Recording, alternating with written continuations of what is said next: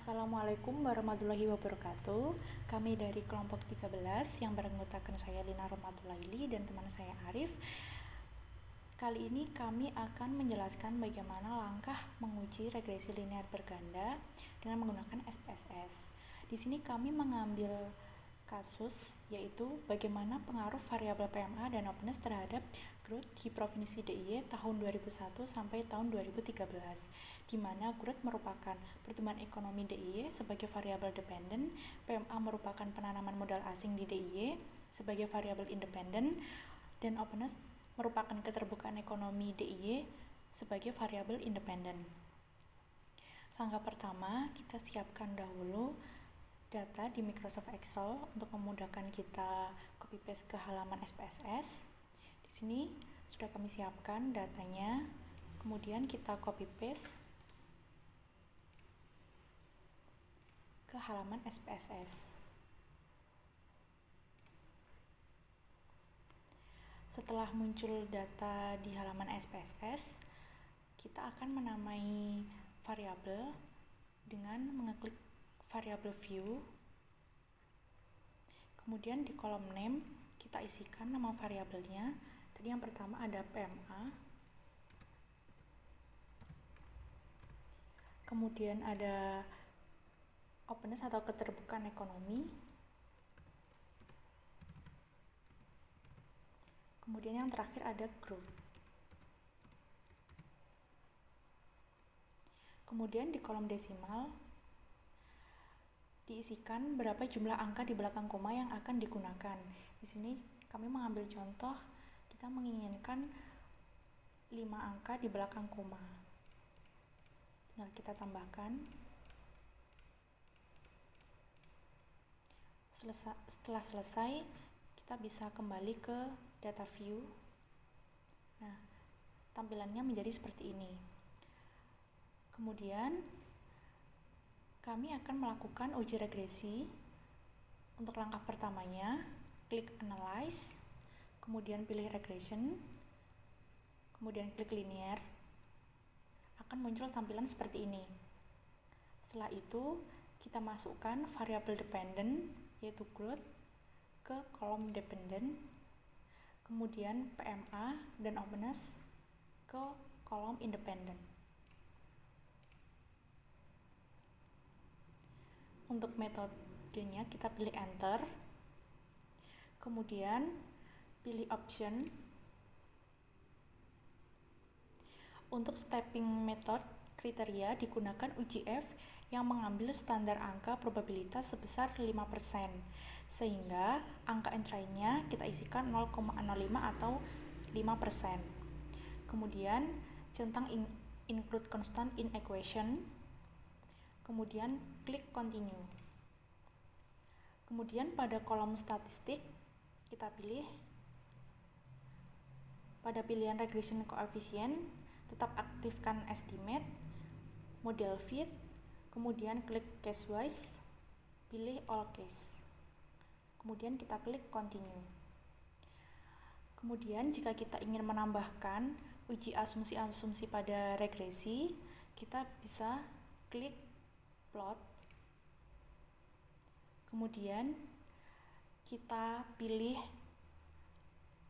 standardized delete residual ke kolom Y, kita masukkan ke kolom Y. Kemudian kita pilih standardized predicted value ke kolom X. Kemudian kita klik next. Plot pertama ini digunakan untuk menguji linearitas. Kemudian yang plot kedua kita pilih lagi standardized predicted value kita masukkan ke kolom Y. Kemudian kita pilih dependent, kita masukkan ke kolom X. Kemudian kita klik next. Plot kedua ini digunakan untuk melihat kesamaan varians. Kemudian yang plot terakhir, yang plot ketiga, pada pilihan standard residual plots kita pilih normal probability plot. Plot ketiga ini digunakan untuk menguji normalitas. Setelah itu Kita klik continue, kita pilih OK.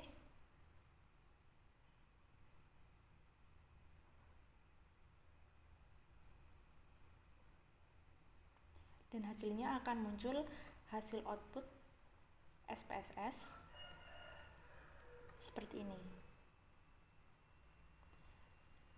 Setelah tabel output semuanya telah muncul, maka selanjutnya kita akan menginterpretasikan hasil outputnya seperti ini.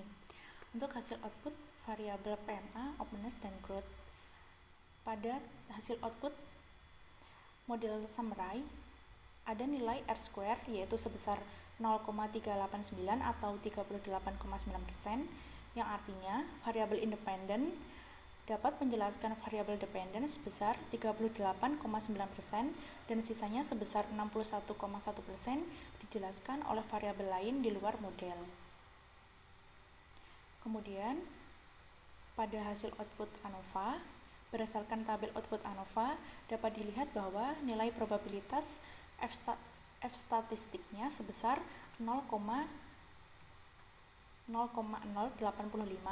yang nilainya lebih besar dari alfa, sehingga dapat disimpulkan bahwa variabel PMA dan openness secara simultan tidak berpengaruh signifikan terhadap variabel growth atau model regresi yang diestimasi tidak lain digunakan untuk menjelaskan pengaruh openness dan PMA terhadap pertumbuhan ekonomi di DIY. Kemudian ada hasil output yaitu pada tabel koefisien dapat dilihat bahwa probabilitas T hitung dari variabel openness yaitu atau keterbukaan ekonomi sebesar 0,030 yang lebih kecil nilainya dari alfa, sehingga variabel bebas openness berpengaruh signifikan terhadap variabel terikat pertumbuhan ekonomi. Sedangkan probabilitas T hitung pada variabel PMA yaitu sebesar 0,50 atau lebih besar nilainya dari alfa, sehingga variabel PMA tidak berpengaruh signifikan terhadap variabel terikat pertumbuhan ekonomi. Dari hasil output tersebut, maka dapat kita tulis persamaan regresinya yaitu di mana Y sama dengan alfa plus beta 1 dikali X1 plus beta 2 dikali X2 ya ini, dikali dengan X2. Kemudian kita tulis modelnya di mana Y merupakan pertumbuhan ekonomi atau growth sama dengan nilai alfa kita dapatkan dari hasil output konstanta yaitu nilainya 0,04, kemudian koefisien B1 dari nilai koefisien dari hasil output PMA yaitu sebesar min 0,086 PMA, variabel X1 nya kita isi PMA, kemudian plus beta 2 nya kita isi hasil output dari koefisien openness yaitu sebesar 1,178, kemudian X2 nya kita tulis openness. Kemudian model tersebut kita interpretasikan ketika nilai PMA dan openness sebesar 0, maka pertumbuhan ekonominya sebesar 0,04%. Ketika variabel PMA ini terdapat nilainya yaitu sebesar min 0,086 artinya berpengaruh negatif, maka setiap kenaikan 1% PMA akan menurunkan growth sebesar 0,086% dan setiap kenaikan 1% keterbukaan ekonomi atau openness akan meningkatkan growth pertumbuhan ekonomi sebesar 1,178%. Sehingga dapat disimpulkan di sini bahwa pengaruh PMA terhadap growth itu memiliki pengaruh yang negatif, kemudian keterbukaan ekonomi memiliki pengaruh yang positif terhadap pertumbuhan ekonomi. Demikian hasil uji regresi dengan menggunakan SPSS. Kemudian akan dilanjutkan dengan uji variabel dummy pada regresi linear berganda.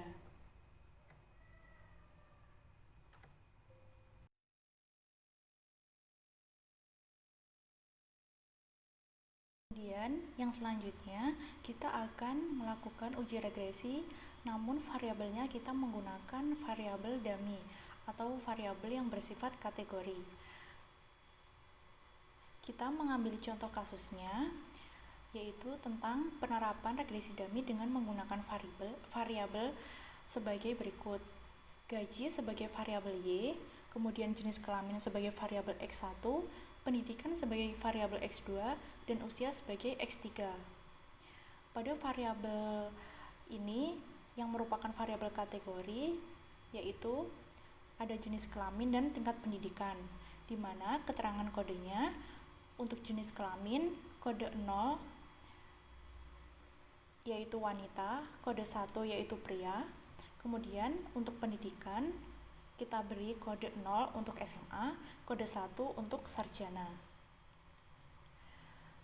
Misal, kita ingin memprediksi karyawan wanita dan laki-laki yang pendidikannya sama-sama sarjana, apakah menerima gaji yang sama jika usia mereka sekarang yaitu 35 tahun. Jadi, apakah ada perbedaan pada saat usia 35 tahun untuk penerimaan gaji wanita dan laki-laki yang pendidikannya sama-sama sarjana? Untuk langkah pertamanya, kita siapkan dahulu datanya. Kemudian, kita copy paste ke halaman SPSS.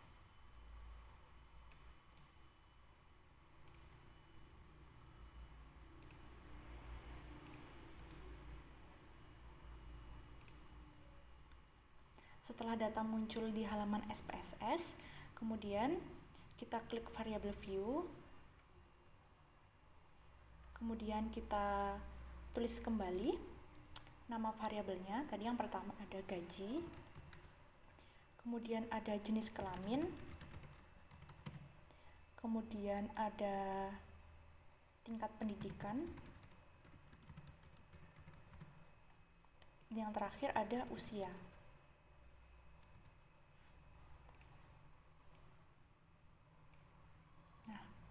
Kemudian, untuk memberikan keterangan kode, karena ada variabel yang berbentuk kategori, maka kita pilih kolom value. Kita klik pada value, kita isikan 0, kita beri label sebagai wanita untuk jenis kelamin, kemudian kita tambahkan add, kemudian kita beri kode 1, kita tuliskan labelnya ada laki-laki, kemudian kita tambahkan, kemudian kita klik OK. Kemudian untuk tingkat pendidikan juga kita isikan, untuk value-nya kita tulis 0, labelnya untuk SMA, kemudian kita add, kemudian value-nya kita isi 1, labelnya kita beri keterangan untuk sarjana, kemudian kita add, kemudian klik OK. Nah, setelah ini kita kembali ke data view, kemudian kita akan mengecek apakah kode dan keterangannya pada variabel jenis kelamin dan tingkat pendidikan sudah sesuai. Nah, ini akan muncul ya. Untuk 0 adalah wanita, kemudian 1 laki-laki, dan untuk tingkat pendidikan 0 adalah SMA, kemudian 1 adalah sarjana. Setelah ini kita akan melakukan uji regresi. Kita pilih Analyze, Regression, Linear. Kita masukkan untuk variabel dependennya ada gaji, kemudian variabel independennya ke kolom independen ada jenis kelamin, tingkat pendidikan, dan usia. Kemudian untuk metodenya pilih Enter. Setelah selesai, langsung saja kita klik OK.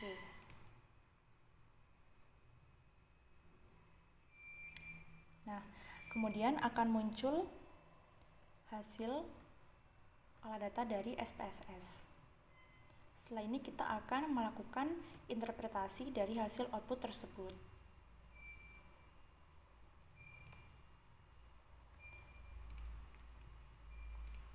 Untuk hasil outputnya bisa dilihat seperti ini. Hasil output PSS untuk variabel gaji, jenis kelamin, pendidikan, dan usia. Nah, berdasarkan hasil output modal summary, nilai R-square-nya sebesar 0,476 atau 47,6%, yang artinya variabel independen, jenis kelamin, pendidikan, dan usia dapat menjelaskan variabel dependen gaji sebesar 47,6% dan sisanya sebesar 52,4% dijelaskan oleh variabel lain di luar model. Kemudian untuk tabel output ANOVA dapat dilihat bahwa nilai probabilitas F statistiknya yaitu sebesar 0,01, di mana nilai tersebut lebih kecil dari alfa, sehingga dapat disimpulkan bahwa variabel independen secara simultan berpengaruh signifikan terhadap variabel dependen atau model regresi yang diestimasi layak untuk digunakan dalam menjelaskan pengaruh jenis kelamin, pendidikan, dan usia terhadap gaji.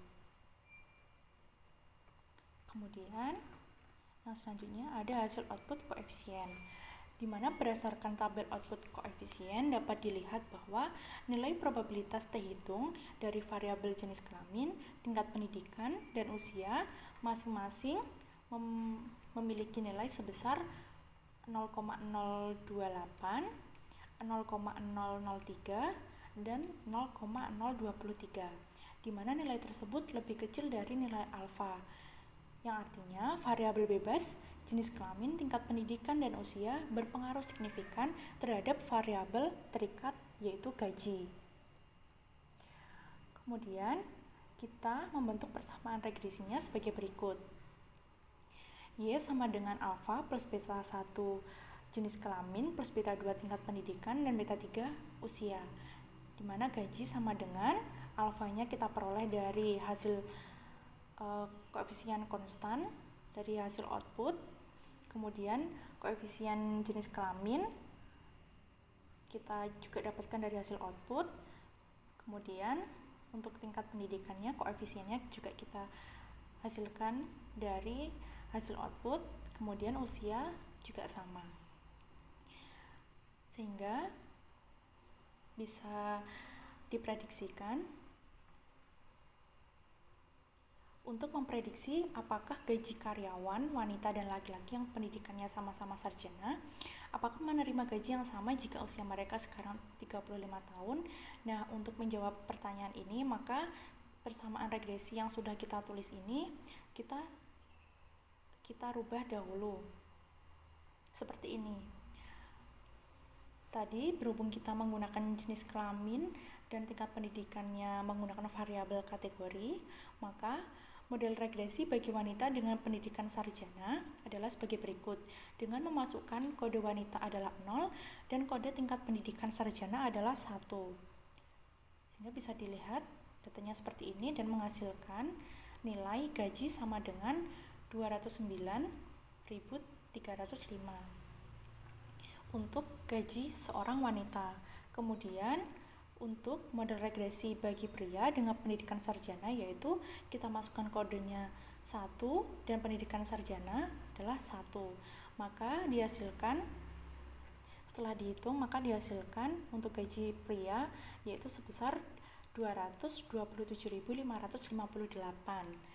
Maka kesimpulannya dari hasil prediksi di atas dapat diketahui bahwa karyawan wanita dan pria saat usia 35 tahun menerima gaji dengan jumlah yang tidak sama, di mana karyawan wanita menerima gaji lebih rendah dibandingkan dengan laki-laki dan laki-laki menerima gaji yang lebih tinggi dibandingkan dengan gaji wanita.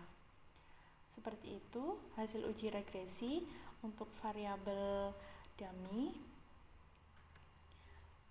Apabila ada kurang lebihnya, kami mohon maaf yang sebesar-besarnya. Wassalamualaikum warahmatullahi wabarakatuh.